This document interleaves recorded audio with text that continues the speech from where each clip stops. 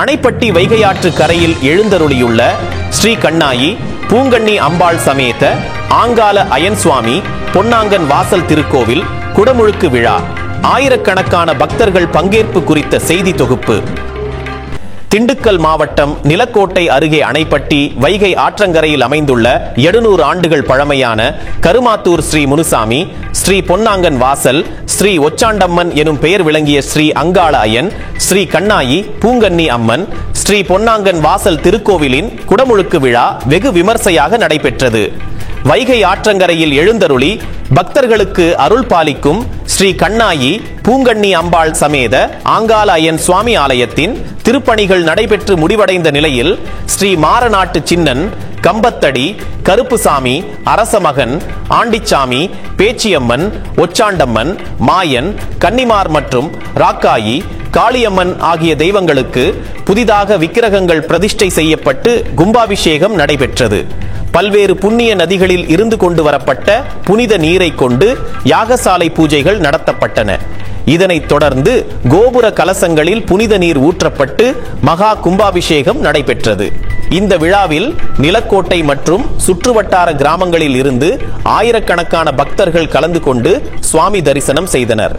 விழாவையொட்டி ஸ்ரீ கணபதி ஹோமம், ஸ்ரீ சுதர்சன ஹோமம், ஸ்ரீ மகாலட்சுமி ஹோமம், நவகிரக ஹோமம் உள்ளிட்ட சிறப்பு பூஜைகளும் நடைபெற்றன. விழாவிற்கான ஏற்பாடுகளை திமுக தெற்கு ஒன்றிய செயலாளர் மணிகண்டன், ஊராட்சி ஒன்றிய முன்னாள் கவுன்சிலர் அறிவு, சைல்டு வாய்ஸ் அறக்கட்டளை நிறுவன தலைவர் அண்ணாதுரை மற்றும் கோவில் பூசாரி நாகதேவர், சின்ன பூசாரி நாகராஜ் மற்றும் கோவில் நிர்வாக அறங்காவலர்கள் சிறப்பாக செய்திருந்தனர். யாகசாலை பூஜைகளை யாகசாலை சர்வ ஜாதகம் சீனிவாஸ் நரசிம்ம சர்மா நடத்தினார். கும்பாபிஷேகத்தை முன்னிட்டு கோவிலில் சிறப்பு அலங்காரம் மற்றும் தீபாராதனை நடைபெற்றது. பக்தர்களுக்கு பிரசாதம் வழங்கப்பட்டது. இந்த குடமுழுக்கு விழா அப்பகுதி மக்களிடையே மிகுந்த பக்தி பரவசத்தை ஏற்படுத்தியது.